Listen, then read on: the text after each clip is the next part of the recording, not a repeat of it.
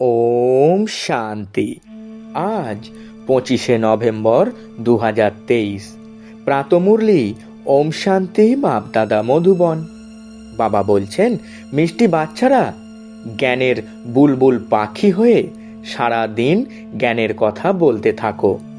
তাহলে লৌকিক ও পারলৌকিক মাতা পিতাকে শো অথবা প্রত্যক্ষ করাতে পারবে। প্রশ্ন: কথায় আছে, নিজের ভাং নিজে পেশাই করলে, অর্থাৎ জ্ঞানের মনন চিন্তন করলে নেশা চড়ে। এর অর্থ কি? উত্তরে বাবা খুব মিষ্টি করে আমাদের সকল বাচ্চাদের বোঝাচ্ছেন।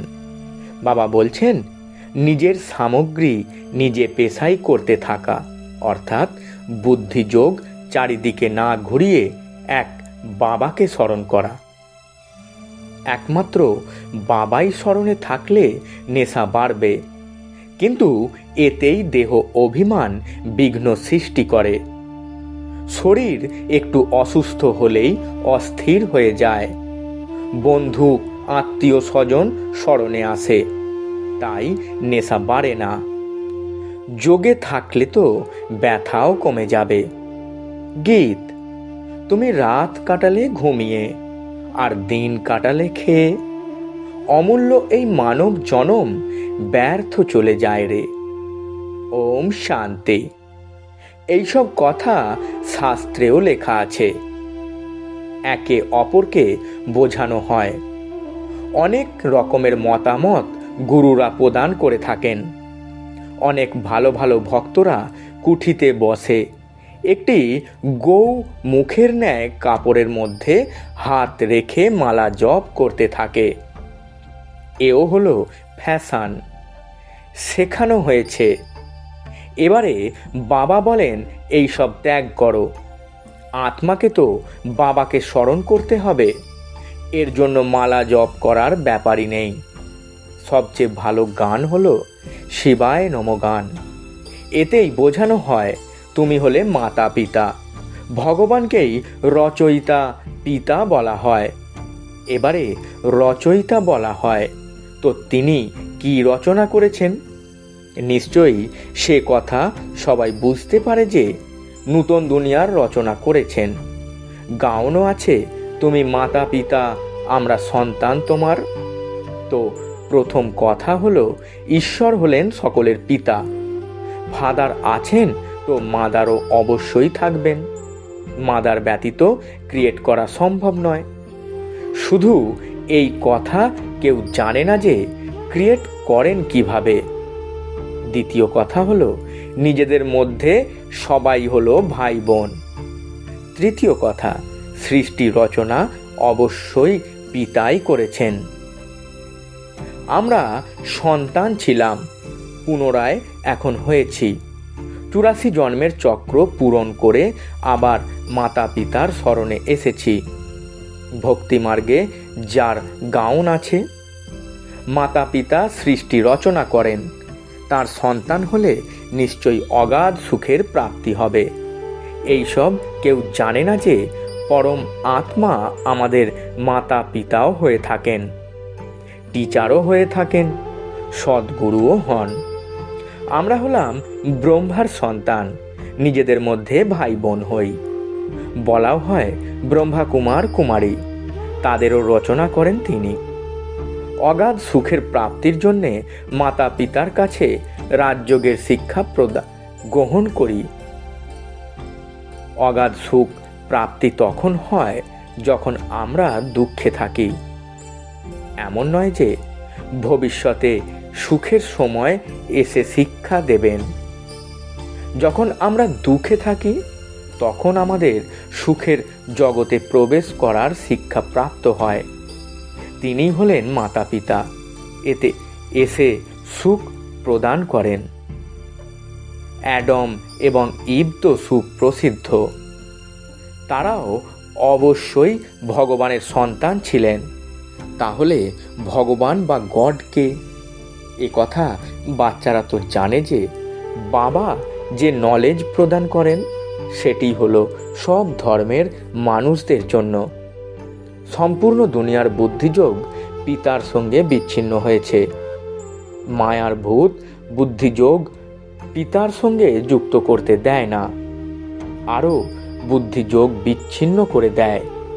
বাবা এসে ভূতকে পরাজিত করতে শেখান।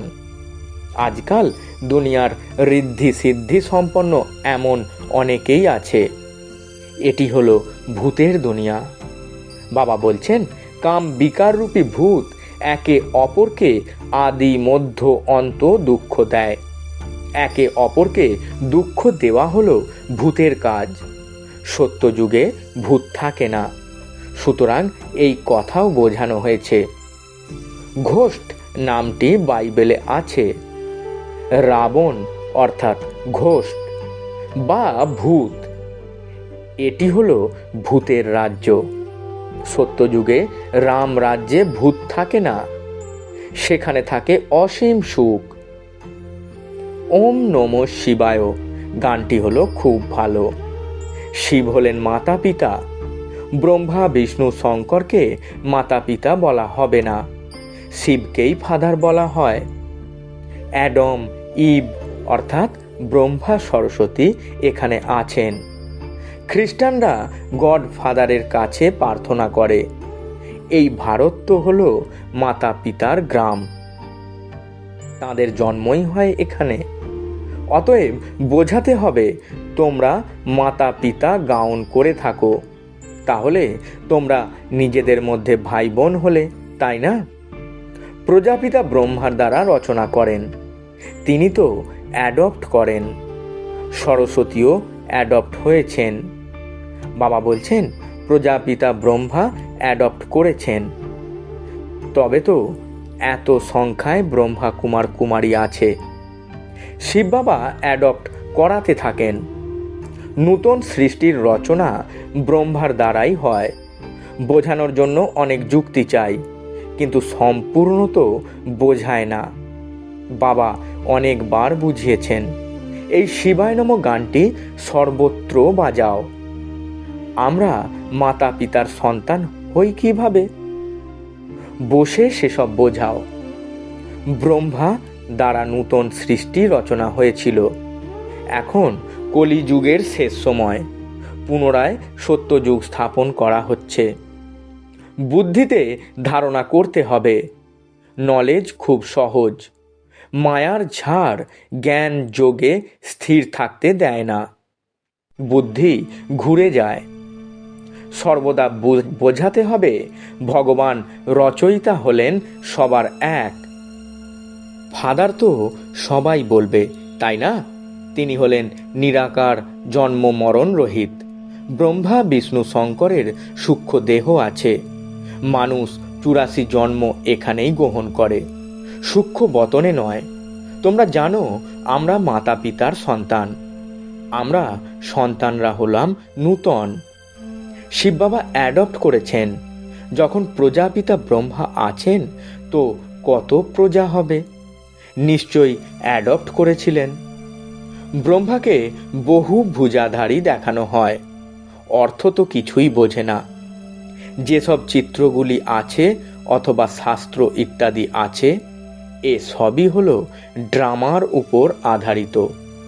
এক সময় ব্রহ্মার দিন ছিল, তারপর ভক্তিমার্গ আরম্ভ হয়েছে, সেটি চলে আসছে। এই রাজযোগ বাবা এসে শেখান, সে কথা স্মরণে থাকা উচিত। বলা হয় যে জ্ঞানের মনন চিন্তন করলে নেশা চড়ে, কিন্তু বুদ্ধিযোগ বাবার সঙ্গে যুক্ত থাকতে হবে। এখানে তো অনেকের বুদ্ধিযোগ বাইরে ঘুরতে থাকে, পুরানো দুনিয়ার আত্মীয় স্বজন স্মরণে থাকে বা দেহ অভিমানে ফেঁসে থাকে। বাবা বলছেন, একটু অসুস্থ হলেই অস্থির হয়ে যায়। আরে যোগ যুক্ত হয়ে থাকলে ব্যথা কমে যাবে। যোগ না করলে রোগ মুক্ত হবে কিভাবে? স্মরণে থাকা চাই মাতা পিতা, যার নম্বর 1 পবিত্র হয়, তাদের সবচেয়ে বেশি নিচে পতন হয়। তাদের কর্মভোগও বেশি ভোগ করতে হয়, কিন্তু যোগে থাকার জন্য রোগ মিটতে থাকে। না হলে এদের সবচেয়ে বেশি ভোগ করতে হয়। কিন্তু যোগ বলের দ্বারা দুঃখ দূর হয় এবং অনেক খুশিতে থাকে। বাবার কাছে আমরা স্বর্গের অসীম সুখ প্রাপ্ত করি। অনেক বাচ্চারা নিজেদের আত্মা ভাবে না, সারাদিন দেহবোধে থাকে। বাবা এসে জ্ঞানের টিকলু টিকলু শেখান, অর্থাৎ জ্ঞান মনন করে দান করতে শেখান। সুতরাং তোমাদের জ্ঞানরূপী বুলবুলি পাখি হতে হবে। বাইরে খুব ভালো ছোট কন্যারা জ্ঞানের টিকলু টিকলু করে। ভীষ্ম পিতামহ কুমারীদের দ্বারা জ্ঞান প্রাপ্ত করেন। ছোট বাচ্চাদেরকেও তৈরি করতে হবে। ছোট বাচ্চারা লৌকিক এবং পারলৌকিক মাতা পিতাকে শো করায়, অর্থাৎ মাতা পিতাকে সকলের সামনে প্রত্যক্ষ করায়।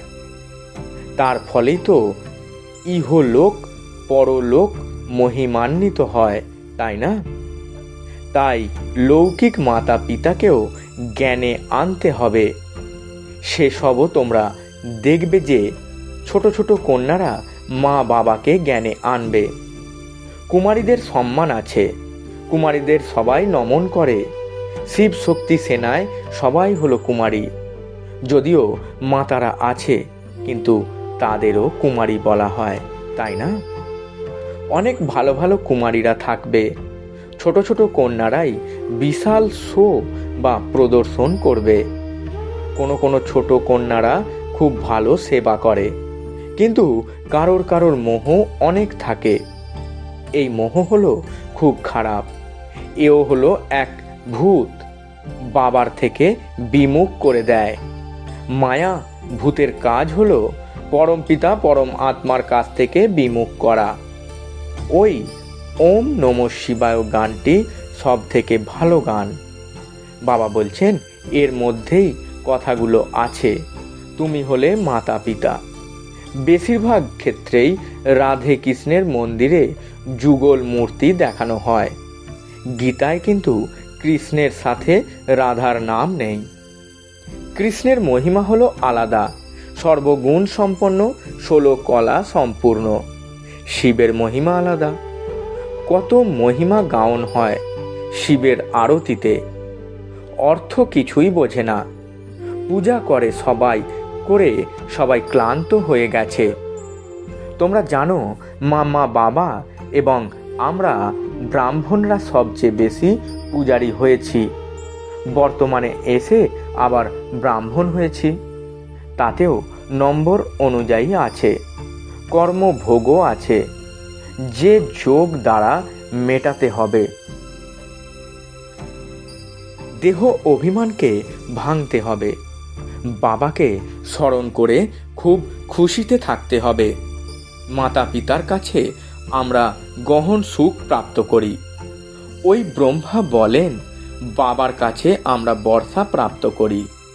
বাবা আমার দেহরূপী রথ লোনে নিয়েছেন। এবার বাবা এই রথের খেয়াল তো রাখবেন। প্রথমে ভাবতাম আমি আত্মা এই রথকে খাওয়াই। এটা তো রথ, তাই না? এখন বলা হবে এই রথকে তিনিই খাওয়ান।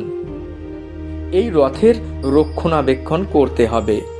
সাহেবরা ঘোড়ায় চড়ে, তাই ঘোড়াকে হাত দিয়ে খাওয়ান, কখনো পিঠে হাত বোলায়।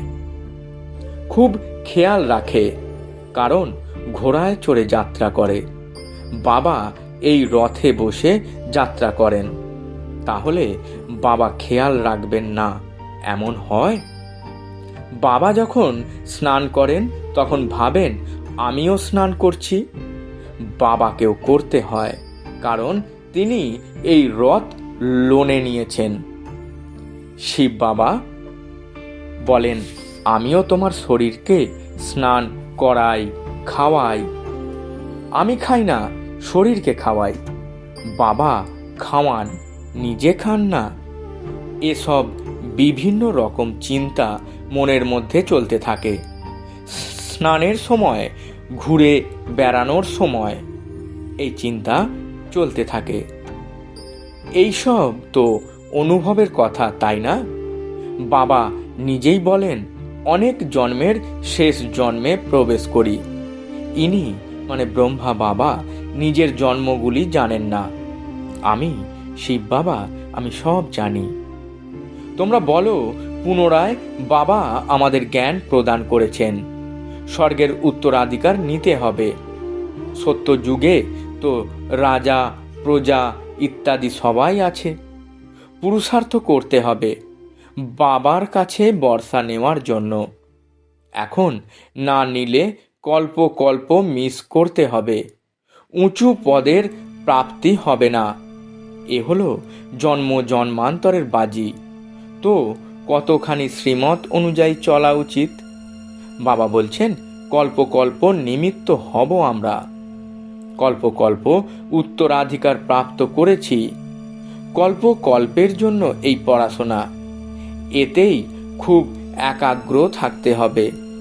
7 দিনের কোর্স করে নিজের লক্ষ্যকে বুঝে নিয়ে তারপর ঘরে বসেও মুরলি পড়া যায়। বাবা খুবই সহজ করে দেন। ড্রামা তো বুদ্ধিতে থাকা চাই, তাই না? একেই ওয়ার্ল্ড ইউনিভার্সিটি বলা হয়। তো যেখানেই যাও না কেন, তা সেটা আমেরিকাই হোক না কেন, বাবার থেকে বর্ষা নিতে পারো। শুধু 7 দিনের কোর্স করে ধারণা পাক্কা করে যাও। ভগবানের বাচ্চারা তো হলে ভাই বোন, তাই না? প্রজাপিতা হলেন ব্রহ্মা, তাই তার সব সন্তানরা হলো ভাই বোন। অবশ্য গৃহস্থে থেকে নিজেদের মধ্যে ভাই বোন রূপে থাকলে পবিত্র থাকতে পারবে। খুব সহজ। আচ্ছা, মিষ্টি মিষ্টি হারানিধি বাচ্চাদের প্রতি মাতা পিতা বাপদাদার স্মরণে স্নেহ সুমন আর সুপ্রভাত। আত্মাদের পিতা তার আত্মারূপী বাচ্চাদেরকে জানাচ্ছেন নমস্কার। আমরা আত্মারূপী বাচ্চারা আমাদের আত্মারূপী মাতা পিতা বাপ দাদাকে জানাই স্মরণে স্নেহ সুমন আর সুপ্রভাত এবং শত কোটি নমস্কার। ধারণার জন্যে মুখ্য সার। প্রথম পয়েন্ট, নিজেকে মায়ারূপী ঘোষ্ট এর হাত থেকে রক্ষা করতে জ্ঞান যোগে তৎপর থাকতে হবে। মোহরূপী ভূতকে ত্যাগ করে বাবাকে শো করাতে হবে। জ্ঞানের টিকলু টিকলু করতে হবে। দ্বিতীয় পয়েন্ট, পড়াশোনায় সম্পূর্ণ একাগ্র হয়ে বাবার থেকে উত্তরাধিকার প্রাপ্ত করতে হবে। কল্প কল্পের এই বাজি কোনো মতে হারানো চলবে না। বরদান, সময় অনুযায়ী রূপ বসন্ত অর্থাৎ জ্ঞানী ও যোগী তু আত্মা হওয়া, স্বশাসক ভব। ব্যাখ্যায় বাবা বলছেন যে স্বশাসক সে যখন ইচ্ছে রূপ হয়ে যায়, আবার যখন ইচ্ছে বসন্ত হয়ে যায়। দুটি স্থিতি সেকেন্ডে তৈরি করে নিতে পারে। এমন নয় যে হতে চাইছে রূপ আর স্মরণে আসছে জ্ঞানের কথা। সেকেন্ডেরও কম সময়ে যেন ফুল স্টপ লেগে যায়। পাওয়ারফুল ব্রেকের কাজ হলো যেখানে ব্রেক লাগাতে চাও সেখানে লাগবে। এর জন্য প্র্যাকটিস করো যে সময়ে যে বিধি দ্বারা যেখানে মন বুদ্ধি লাগাতে চাও সেখানেই যোগ যুক্ত হয়ে যাবে। এই রকম কন্ট্রোলিং বা রুলিং পাওয়ার থাকবে। স্লোগান, শান্তি দূত হলো সে যে হট্টগোল করা আত্মাকেও শান্তির উপহার প্রদান করেন। মাতেশ্বরীজির মধুর মহাবাক্য। মনুষ্যাত্মাদের পরম আত্মার প্রতি প্রার্থনা আর প্রাপ্তি। তুমি মাতা পিতা, আমরা বালক তোমার কৃপাতেই গহন সুখ অনুভূত হয়। এই মহিমা কাকে উদ্দেশ্য করে গাওয়া হয়েছে? অবশ্যই পরম পিতার উদ্দেশ্যে গান করা হয়েছে। কারণ পরম আত্মা স্বয়ং মাতা পিতা রূপে এসে এই সৃষ্টিকে অসীম সুখ প্রদান করেন। নিশ্চয়ই পরম আত্মা কোনো সময়ে সুখের সৃষ্টি তৈরি করেছিলেন, তাই তো ওনাকে মাতা পিতা বলা হয়। কিন্তু মানুষ তো সেসব জানে না যে সুখ কি জিনিস। যখন এই সৃষ্টিতে অসীম সুখ ছিল, তখন সৃষ্টিতে শান্তি ছিল, কিন্তু এখন সেই সুখ আর নেই। যদিও মানুষের ইচ্ছা থাকে সেই সুখ প্রাপ্তির, তখন কেউ ধন সম্পদ চায়, কেউ সন্তান চায়, কেউ আবার এমনও চায় যে আমি যেন পতিব্রতা নারী হই, সদা সৌভাগ্যবতী হই। ইচ্ছা তো সুখেরই থাকে, তাই না? অতএব পরম আত্মা কোনো সময়ে তাদের ইচ্ছা তো অবশ্যই পূরণ করবেন। তাই সত্যযুগের সময় যখন সৃষ্টিতে স্বর্গ থাকে, তখন সদা সুখ থাকে, যেখানে স্ত্রী কখনো বিধবা হয় না, অর্থাৎ সেই ইচ্ছা সত্যযুগে পূরণ হয়, যেখানে অপার সুখ থাকে। বাকি এই সময় তো হলো কলিযুগ। এই সময়ে মানুষ তো দুঃখই ভোগ করে। আচ্ছা, ওম শান্তি, নমস্কার।